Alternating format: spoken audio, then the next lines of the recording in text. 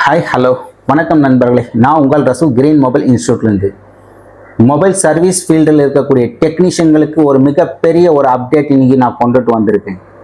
ஏன்னா mobile service ஃபீல்டில் இருக்கக்கூடிய டெக்னீஷியன் 90% பேருக்கு இந்த விஷயம் கண்டிப்பாக தெரிஞ்சிருக்க வாய்ப்பே இல்லை.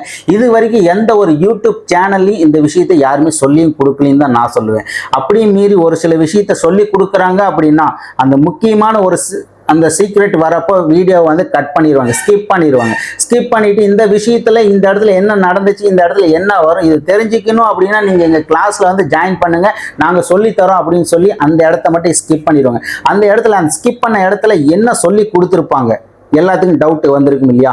அந்த மாதிரி டவுட் அந்த ஸ்கிப் பண்ணக்கூடிய இடத்துல என்ன இருக்கும் அப்படிங்கிறது தான் இன்னைக்கு நம்மளோட கான்செப்ட்.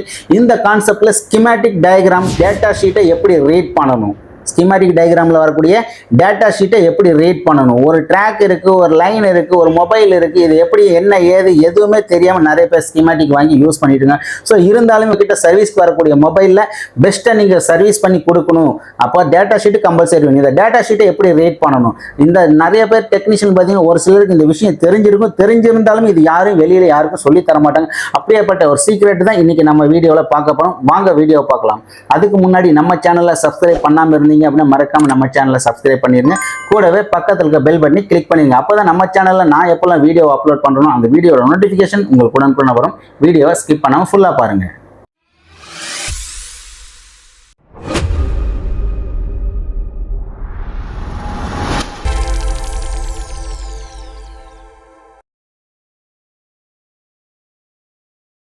ஓகே ஃப்ரெண்ட்ஸ், இப்போ நம்மக்கிட்ட ஒரு மொபைல் சர்வீஸ்க்கு வரக்கூடிய மொபைலில் நம்மக்கிட்ட டேட்டா ஷீட்டு இருக்குது. அந்த டேட்டா ஷீட்டை வந்து எப்படி ரீட் பண்ணுறது, இதுக்கு முன்னாடி இது ஸ்கிமேட்டிக் டயக்ராமில் நீங்கள் வச்சு பார்த்துருப்பீங்க. நிறைய விஷயத்த வந்து ஹைட் பண்ணி வச்சுருப்பாங்க. இந்த நிறைய விஷயத்தை ஹைட் பண்ண விஷயம் எல்லாம் என்னென்ன விஷயத்தை ஹைட் பண்ணியிருப்பாங்க, இது எப்படி நம்ம கவுண்ட் பண்ணுறது அப்படின்னு நிறைய பேருக்கு தெரியாமல் இருந்துச்சு.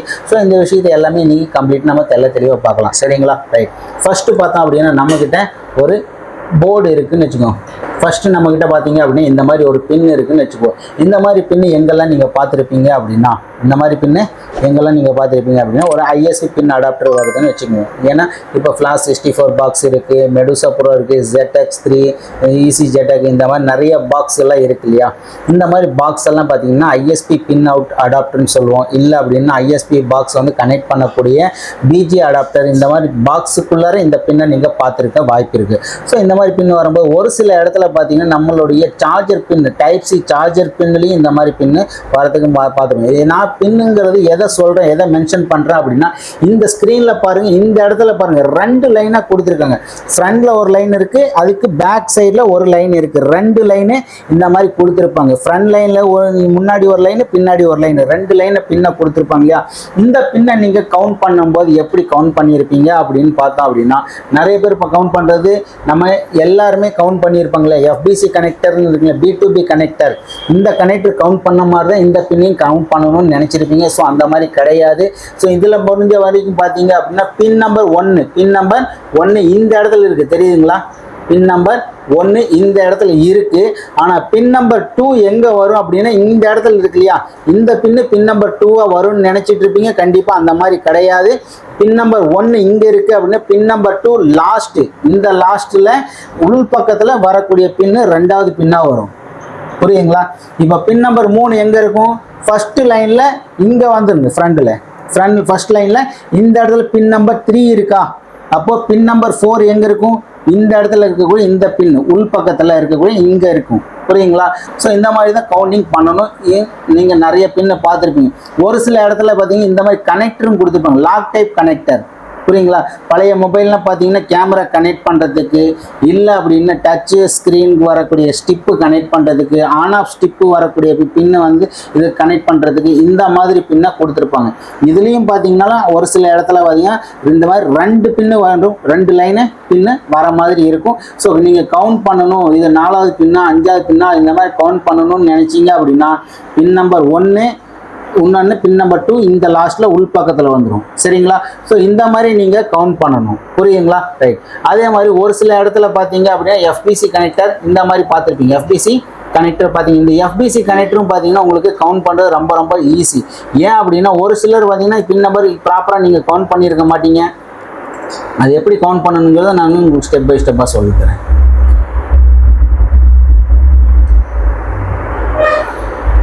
ஓகே, இந்த பின் நம்பர் கவுண்ட் பண்ணும்போது உங்களுக்கு நம்பர் இந்த மாதிரி கொடுத்துருப்பாங்க. ஒரு சில இதில் பார்த்தீங்க அப்படின்னா பின் நம்பர் இந்த மாதிரி நம்பர் கொடுத்துருப்பாங்க, முன்னாடியே நம்பர் இருக்கும், பார்க்கும்போது உங்களுக்கு தெளிவாக புரியும்.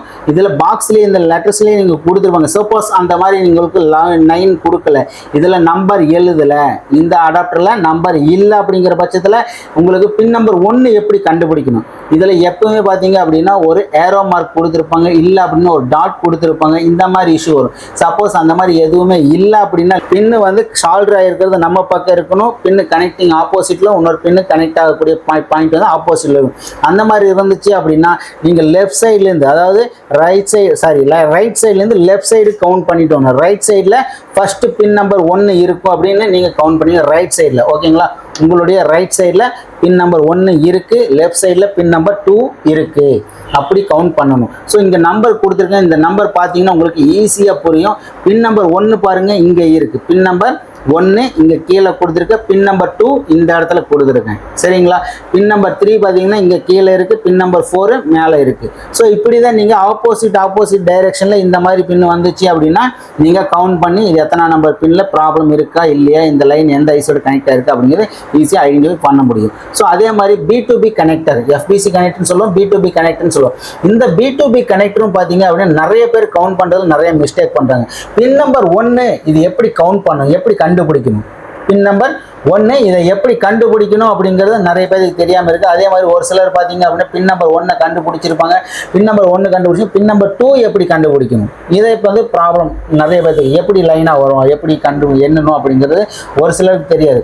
பின் நம்பர் 1 எப்போவுமே பார்த்தீங்கன்னா ஆல்ரெடி எல்லாமே ஸ்கிமேட்டிக் டயக்ராம் வச்சுருப்பீங்க. ஸ்கிமேட்டிக் டயக்ராமில் ஹார்ட்வேர் டூலு இல்லை பிட் மேப்பு வச்சுருப்பீங்க, அதில் கவுண்டிங் கொடுத்துருப்பாங்க. பின் நம்பர் 1 கீழே மேலே 2, பின் நம்பர் 3 கீழே மேலே 4, இந்த மாதிரி கவுண்டிங் கொடுத்துருப்பாங்க. அதை வச்சு இப்போ நிறைய பேருக்கு தெரியும், நிறைய பேருக்கு இந்த விஷயம் தெரியும். பட் பின் நம்பர் நம்மக்கிட்ட ஸ்கிமேட்டிக் டயக்ராம் இல்லை, ஸ்கிமேட்டிக் டயக்ராம் நம்மக்கிட்ட இல்லை. அப்படிங்கிற பட்சத்தில் இது பின் நம்பர் 1 எந்த இடத்துல வரும்? இப்போ FBC கனெக்டர் நீங்கள் எந்த மாதிரியான கனெக்டர் எடுத்தீங்க அப்படின்னாலும் இந்த இடத்துல பாருங்கள் ஒரு சின்னதாக ஒரு டாட் தெரியுது இல்லையா, இந்த இடத்துல பாருங்கள் சின்னதாக ஒரு டாட் தெரியுது. இந்த டாட் தெரியுது அப்படின்னா ஸோ இந்த இடத்துல தான் உங்களுக்கு பின் நம்பர் 1 வரும்.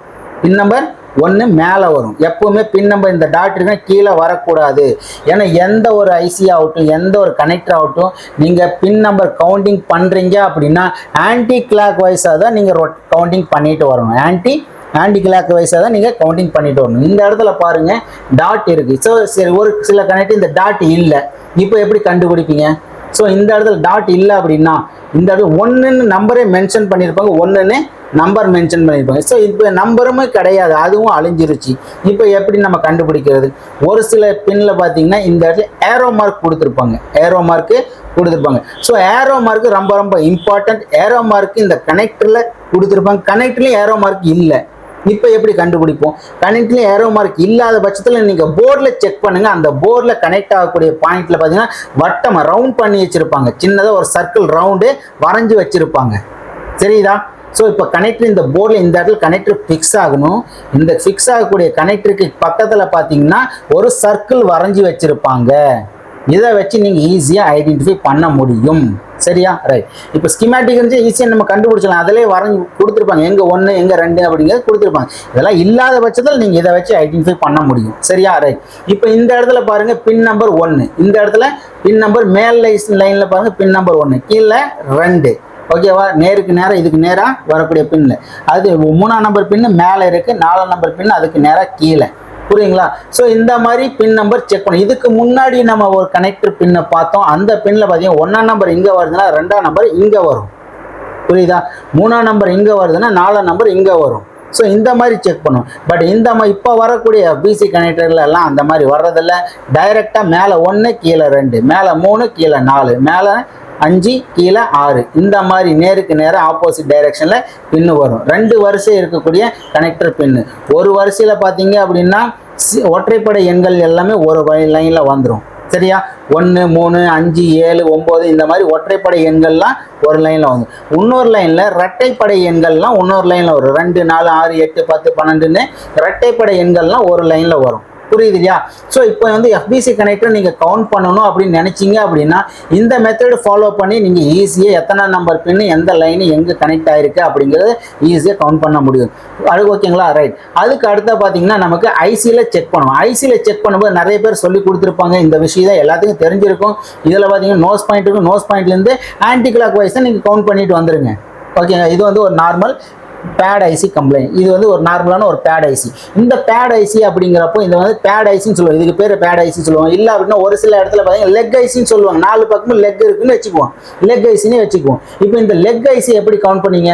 எந்த ஒரு ஐசியாக இருந்தாலுமே கண்டிப்பாக அதில் இந்த மாதிரி ஒரு நோஸ் பாயிண்ட் கொடுத்துருப்பாங்க. இந்த நோஸ் பாயிண்ட் எந்த இடத்துல இருக்குதோ அந்த இடத்துல இருக்கக்கூடிய ஃபர்ஸ்ட் பின்னு தான் பின் நம்பர் 1. புரியுங்களா?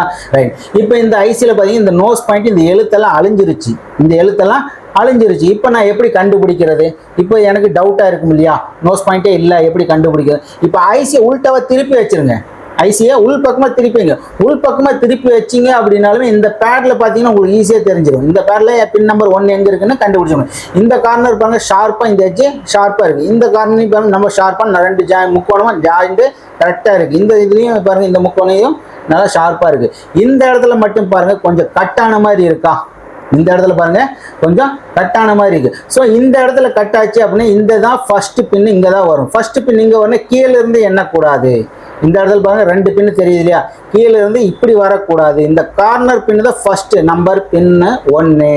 ஓகேவா? இப்போ இந்த கார்னரில் இருக்கக்கூடிய பின் நம்பர் 1 இதுல இருந்து லெஃப்ட்ல ஆன்டி கிளாக் வைஸில் ரொட்டேட் பண்ணிட்டு 1 2 3 4 5 6 7 8 9 10 இப்படி கவுண்ட் பண்ணிட்டே வரணும். ரிவர்ஸ்ல ஆன்டி கிளாக் வைஸில் நீங்க கவுண்ட் பண்ணிட்டு வரணும். புரியுதுங்களா?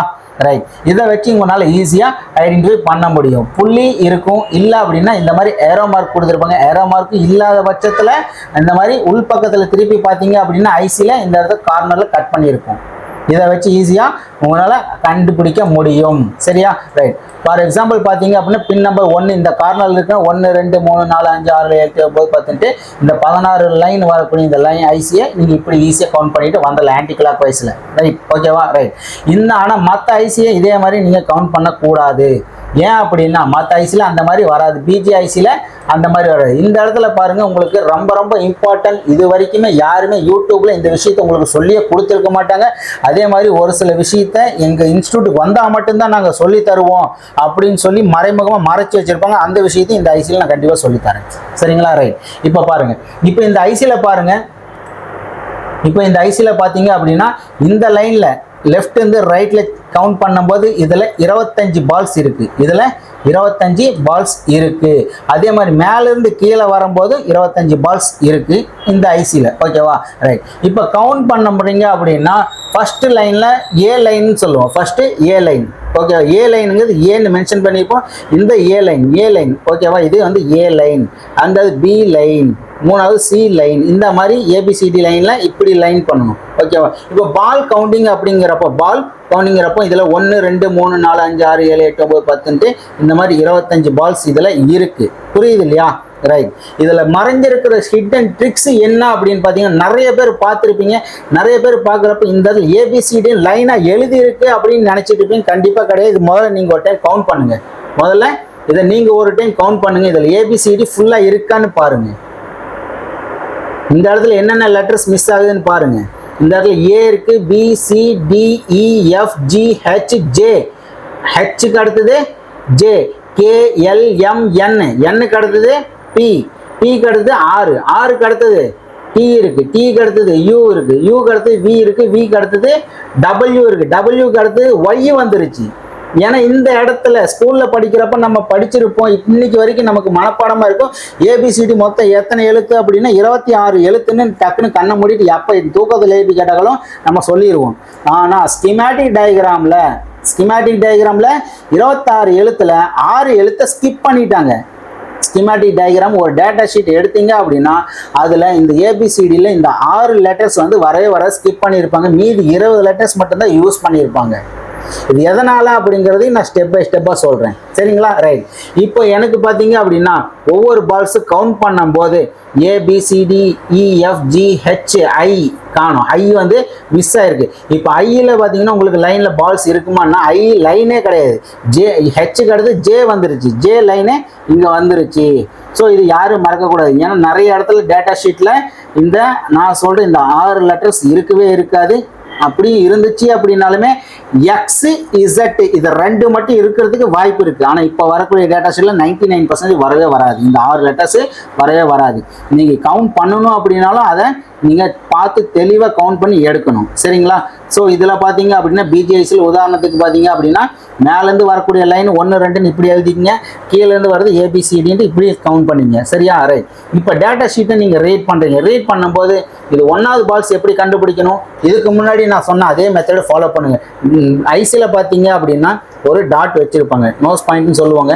அந்த டாட் இருக்கும், அந்த டாட்டை வச்சு நீங்கள் ஃபஸ்ட்டு ஐ பால்ஸ் எங்கே கவுண்ட் ஆகுது அப்படின்னு பார்த்துக்கலாம். சப்போஸ் அந்த மாதிரி தெரியல அப்படிங்கிற பட்சத்தில் ஐசி உல்டாவாக திருப்பி வச்சு உள்ளே வந்து ஒரு ஏரோ மார்க் கொடுத்துருப்பாங்க. ஐசிக்குள்ளார ஏரோ மார்க் இருக்கும், அந்த ஏரோ மார்க்கை வச்சு நீங்கள் ஈஸியாக ஐடென்டிஃபை பண்ண முடியும். சப்போஸ் அது இல்லை அப்படின்னா உங்கள்கிட்ட ஆல்ரெடி டேட்டா ஷீட்டு இருக்குது. டேட்டா ஷீட்டில் ஒவ்வொரு ஐசிலையும் எல்லா ஐசிலையுமே பார்த்தீங்க அப்படின்னா உங்களுக்கு இந்த மாதிரி பேட்டர்ன் பார்க்குறதுக்கு கிடைக்காது. ஏன்னா இதில் பார்த்தீங்கன்னா எல்லா பக்கமும் பால்ஸ் இருக்குது.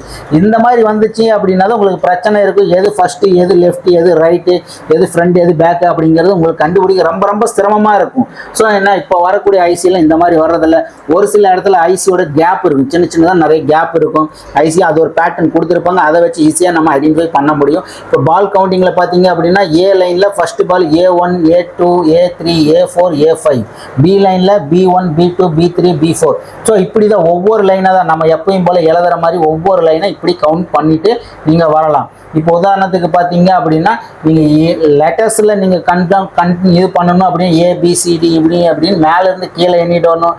பால்ஸ் நம்பர்ஸில் நீங்கள் கவுண்ட் பண்ணணும்னா லெஃப்ட்லேருந்து ரைட்டில் நீங்கள் கவுண்ட் பண்ணிட்டு போகணும். புரியுதுங்களா? ரைட். ஸோ ஐசியில் டாட் ஃபஸ்ட்டு A1 கண்டுபிடிக்கணும் அப்படின்னா ஒரு டாட் இருக்கும், இல்லை அப்படின்னா ஏரோ மார்க் இருக்கும்.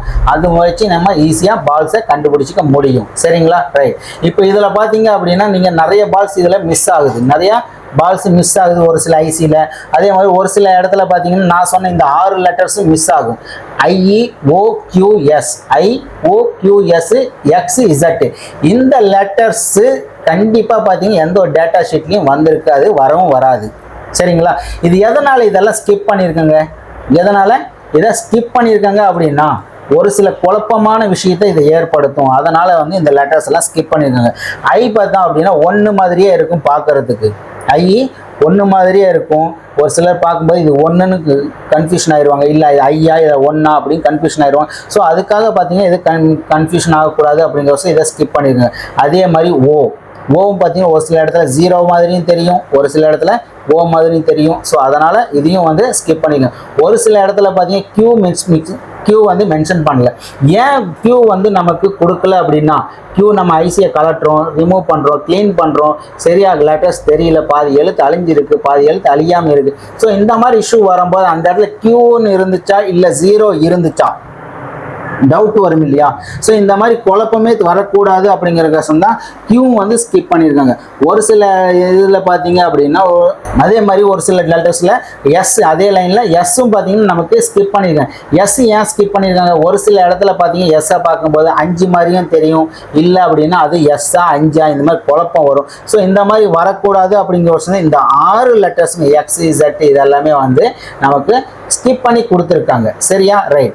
இப்போ அதை விட ரொம்ப ரொம்ப இம்பார்ட்டண்ட்டான விஷயம் ஸ்கிப் பண்ணக்கூடாது.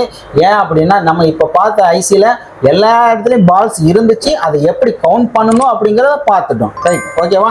ரைட். இந்த மாதிரி ஐசியில் இப்போ வரக்கூடிய இந்த ஐசியில் பாருங்கள், இதில் ஒரு சில இடத்துல பால்ஸ் இருக்குது, ஒரு சில இடத்துல பால்ஸே இல்லை. தெரியுதுங்களா உங்களுக்கு? ஸ்க்ரீனில் பாருங்கள், நல்லா தெளிவாக தெரியும். இப்போ இதில் பாருங்கள், ஒரு சில இடத்துல பால்ஸ் இருக்குது, ஒரு சில இடத்துல பால்ஸ் இல்லை, ஓகேவா? இப்போ எனக்கு ஒரு டிஸ்பிளே கனெக்டர் இருக்குது. டிஸ்பிளே கனெக்டரில் ரெண்டாவது பின் எங்கே இருக்கும்? 1ஆம் நம்பர் பின்னு மேலே இருக்கும், 2ஆம் நம்பர் பின்னு கீழே இருக்கும், ஆப்போசிட் டைரக்ஷன். இப்போ இந்த 2வது பின்னிலிருந்து கொண்டுட்டு போய் 4வது பால்ஸில் ஜம்பர் பண்ணணும், A4ல் ஜம்பர் பண்ணுங்கன்னு சொல்கிறேன்னு வச்சுக்குவோம். A4 நாலாவது பின் இல்லையா, நாலாவது பின் A4ல ஜம்பர் பண்ணுங்க. இப்போ A4ல நீங்க ஜம்பர் பண்ணணும் அப்படின்னா இப்போ எப்படி கவுண்ட் பண்ணீங்க? ஏங்கிறது ஃபர்ஸ்ட் லைன், இந்த இடத்துல ஏரோ மார்க் இருக்கு, அப்போ A லைன் இதுதான் A. ஓகேவா, இதை கவுண்ட் பண்ணிடுங்க. இப்போ நாலாவது பால்ஸ் கவுண்ட் பண்ணி நாலாவது பால்ஸ்ல நீங்க ஜம்பர் பண்ணணும். இந்த இடத்துல பால்ஸ் இருக்கு 1, இந்த இடத்துல பால்ஸ் இல்லை விட்டுருங்க. இந்த இடத்துல பால்ஸ் இருக்கு 3, இந்த இடத்துல பால்ஸ் இருக்கு 4, இந்த இடத்துல பால்ஸ் இந்த இடத்துல பால்ஸ் இருக்கு 1, இந்த இடத்துல பால்ஸ் இல்லை. அப்போ இது பால்ஸ் நம்பர் 2, இது 3வது பால்ஸ், இங்கே 4வது இல்லை, இங்கே 5வது பால், இது வந்து 4வது பால்ஸ். புரியுது இல்லையா? 1 2 3 4 4வது பால்ஸ்ல இருந்து நீங்க இந்த லைன்ல இருந்து கொண்டுட்டு வந்து பின் நம்பர் 2க்கு ஜம்பர் பண்ணுவீங்க. இப்போ எனக்கு ப்ராப்ளம் சால்வ் ஆகுமா அப்படின்னா கண்டிப்பா ஆகாது. ஏன் அப்படின்னா இது தப்பு, இது வந்து கம்ப்ளீட்டா இது வந்து தப்பு. இந்த மாதிரி நீங்க ஜம்பர் பண்ணவே கூடாது. இப்போ 4வது பால்ல நீங்க ஜம்பர் பண்ணுங்க அப்படின்னா நீங்க கவுண்ட் பண்ணும்போது இந்த இடத்துல எம்டி ஸ்பேஸா இருக்குன்னா இதையும் நீங்க கவுண்ட்ல எடுத்துக்கணும். இப்போ A1, இது 2, இது 3 4 இப்படிதான் எடுக்கணும். ஆனால் பால்ஸை நீங்கள் கவுண்ட் பண்ணக்கூடாது. இந்த இடத்துல ஸ்பேஸ் இருக்குது அப்படின்னா இதையும் நீங்கள் கவுண்டிங்கில் எடுத்துக்கணும். புரியுதா? ஏன்னா இந்த விஷயத்த யாருமே இது வரைக்கும் உங்களுக்கு சொல்லி கொடுத்துருக்க மாட்டாங்க. இப்போ தான் இந்த விஷயத்த நீங்கள் ஃபர்ஸ்ட் டைம் கேள்விப்படுறீங்க அப்படின்னா மறக்காமல் கமெண்ட் பாக்ஸில் எனக்கு கமெண்ட் பண்ணுங்கள். சரிங்களா? ரைட். இப்போ 2வது லைனில் 2வது பால்ஸில் 2வது பால்ஸில் இப்போ ஜம்பர் பண்ணுங்க. இல்லை ஃபர்ஸ்ட் பால்ஸில் நீங்கள் ஜம்பர் பண்ணுங்க, ஃபர்ஸ்ட் பாலில் ஜிஆர் செக் பண்ணுங்கன்னு சொல்கிறாங்கன்னு வச்சுக்குவோம். இப்போ 2வது லைனில் B1ல் பார்த்தீங்க அப்படின்னா பால்ஸே இல்லை. அப்போ ஃபர்ஸ்ட் பால் B2, இந்த இடத்துல இந்த பால்ஸில் நீங்கள் ஜிஆர் செக் பண்ணி ஜிஆர் வருது, அப்போ எனக்கு ப்ராப்ளம் இந்த இடத்துல இல்லை அப்படின்னு நினச்சிங்க. அந்த மாதிரி கிடையாது. ஃபர்ஸ்ட் இடத்துல இருக்கக்கூடிய பால்ஸ் B1ல் ஜிஆர் வேல்யூ வராதுல. ஏன் வரல அப்படின்னா இந்த இடத்துல பால்ஸே கிடையாது.